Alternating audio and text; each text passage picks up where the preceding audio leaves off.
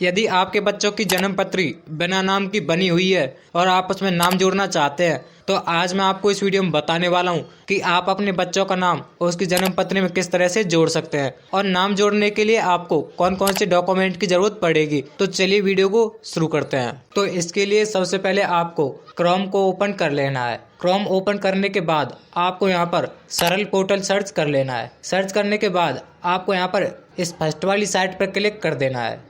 तो आपको यहाँ पर कुछ इस तरह का इंटरफेस दिखाई देता है, जैसा कि आप यहाँ पर देख सकते हैं। तो यहाँ पर सबसे पहले आपको यूजर आईडी और पासवर्ड की ज़रूरत होती है, जिसके द्वारा आप इसमें लॉगिन कर पाते हैं। यदि आपके पास भी यूजर आईडी और पासवर्ड नहीं है तो आपको सबसे पहले रजिस्टर हियर पर क्लिक करके अपना यूजर आईडी और पासवर्ड बना लेना है। फिर आईडी और पासवर्ड डालकर कैप्चा भरकर सबमिट पर क्लिक कर देना है। तो आप यहाँ पर सक्सेसफुल लॉगिन हो जाते हो। यहाँ पर आपको कुछ इस तरह से दिखाई देता है। यहाँ पर आने के बाद आपको अप्लाई फॉर सर्विस पर एक बार क्लिक कर देना है। फिर आपको व्यू ऑल अवेलेबल सर्विस पर क्लिक कर देना है। तो यहाँ पर आपके सामने बहुत सारी सर्विस आ जाती हैं, जैसा कि आप यहाँ पर देख सकते हैं। और यहाँ पर हमें सर्च का ऑप्शन भी देखने को मिल जाता है। तो सिंपली हमें यहाँ पर जन्म पत्री में नाम जोड़ने के लिए बर्थ लिख देना है। जैसे ही आप यहाँ पर बर्थ लिखते हैं हमें यहाँ पर 4 सर्विस देखने को मिल जाती हैं, जैसा कि आप यहाँ पर देख सकते हैं। तो नाम जोड़ने के लिए हमें यहाँ पर सिंपली फर्स्ट वाली सर्विस पर क्लिक कर देना है। तो यहाँ से हमारा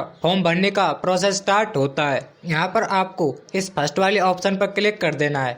यहाँ पर आपको फैमिली आईडी डालकर click here to fetch data पर क्लिक कर देना है। एप्लीकेंट डिटेल में आपको यहाँ पर बच्चे के माता को सिलेक्ट कर लेना है और फिर सेंड ओटीपी पर क्लिक कर देना है। तो आपके फैमिली आईडी में जो भी मोबाइल नंबर रजिस्टर्ड है उस पर एक ओटीपी जाएगा। तो सिंपली आपको उस ओटीपी को यहाँ पर डाल देना है और फिर ओटीपी डालकर वेरीफाई ओटीपी पर क्लिक कर देना है। तो आपके सामने यहाँ पर कुछ इस तरह का इंटरफेस दिखाई देता है। ओटीपी वेरीफाई होने के बाद आपके सामने यहाँ पर आगे का प्रोसेस आ जाता है, जैसा कि आप यहाँ पर देख सकते हैं। तो सबसे पहले आपको डेट ऑफ बर्थ में बच्चे की डेट ऑफ बर्थ को डाल देना है, जिस भी दिन बच्चे का जन्म हुआ था।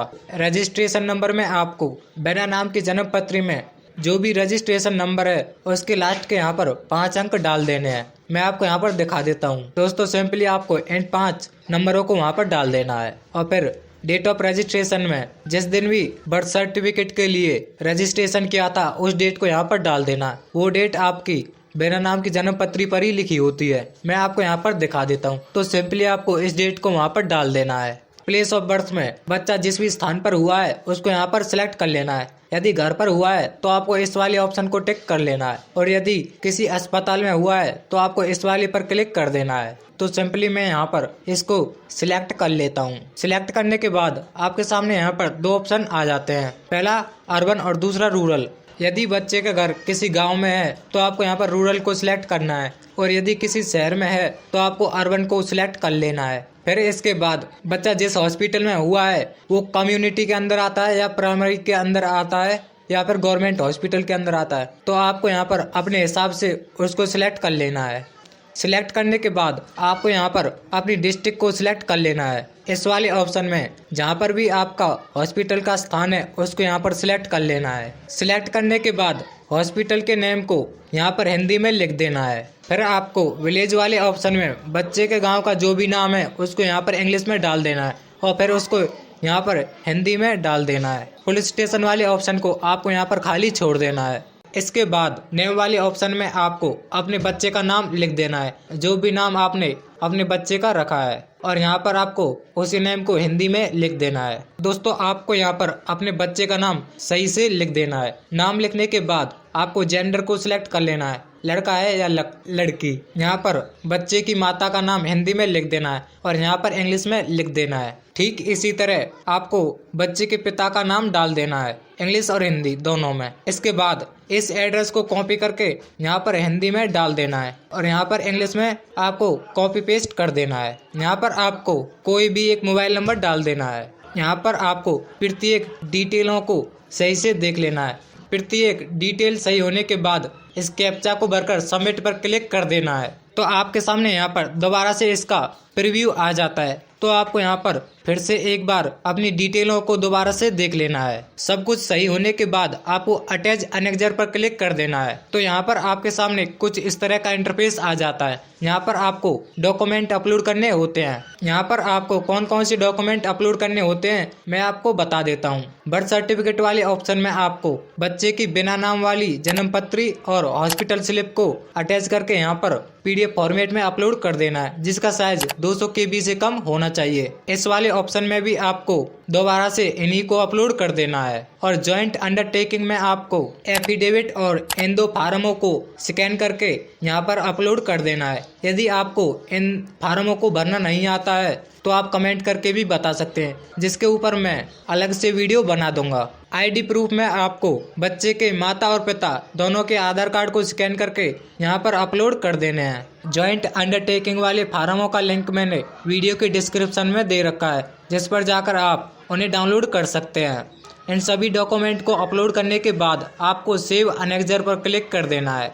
फिर आपको मेक पेमेंट वाले ऑप्शन पर क्लिक कर देना है। दोस्तों यहाँ पर आपको केवल 25 रुपये की फीस काटनी होती है। तो चलिए मैं इस फीस को यहाँ पर काट देता हूँ। फिर आपको दोबारा से मेक पेमेंट वाले ऑप्शन पर क्लिक कर देना है। इसको नो करके कंटिन्यू पर क्लिक कर देना है। तो यहाँ पर आपके सामने फीस काटने के लिए बहुत सारे ऑप्शन आ जाते हैं। तो यहाँ पर आपको फोन पे से या स्कैनर से फीस काटने के लिए आपको UPI वाले ऑप्शन पर क्लिक कर देना है। यहाँ पर आप UPI या QR कोड जिसके माध्यम से भी आप फीस काटना चाहते हैं उसको यहाँ पर सिलेक्ट कर लेना है और फिर कन्फर्म वाले ऑप्शन पर क्लिक कर देना है। तो मैं यहाँ पर आपको UPI के द्वारा फीस काट कर दिखा देता हूँ। तो यहाँ पर आपको अपना UPI ID डाल देनी है और फिर कन्फर्म वाले ऑप्शन पर क्लिक कर देना है। जैसे ही आप कन्फर्म पर क्लिक करते हो तो आपके फ़ोन पर एक रिक्वेस्ट जाएगी। सिंपली आपको उस रिक्वेस्ट के द्वारा इसकी फीस को काट देना है। फीस कटने के बाद आपको यहाँ पर थोड़ा वेट कर लेना है। आप यहाँ पर देख सकते हैं कि मेरी फीस यहाँ पर सक्सेसफुल कट चुकी है। सिंपली आपको ओके पर क्लिक कर देना है। ओके करने के बाद आपको यहाँ पर 1 मिनट के लिए वेट कर लेना है। थोड़ा इंतजार करने के बाद आपके सामने यहाँ पर आपकी एक्नॉलेजमेंट स्लिप आ जाती है। तो सिंपली आपको इसे डाउनलोड करके रख लेना है। दोस्तों आपकी जन्म पत्री 2 से 8 दिनों के अंदर बनकर तैयार हो जाती है, जिसको आप ऑनलाइन डाउनलोड कर सकते हैं।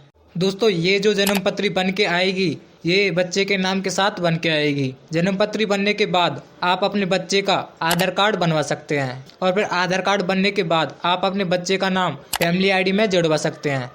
यदि आप भी घर बैठे अपने बच्चे का नाम फैमिली ID में जोड़ना चाहते हैं तो इसके ऊपर मैंने पहले से ही एक वीडियो बनाई हुई है, जिसका लिंक मैंने वीडियो के डिस्क्रिप्शन में दे रखा है, जिसको देखकर आप सीख सकते हैं कि बच्चे का नाम फैमिली ID में किस तरह से जोड़ा जाता है। उम्मीद करता हूं कि आप जन्म पत्री में नाम जोड़ना सीख गए होंगे। यदि आपको वीडियो अच्छी लगे तो वीडियो को लाइक और चैनल को सब्सक्राइब जरूर करें। और यदि आपको कुछ पूछना है तो आप कमेंट करके भी पूछ सकते हैं।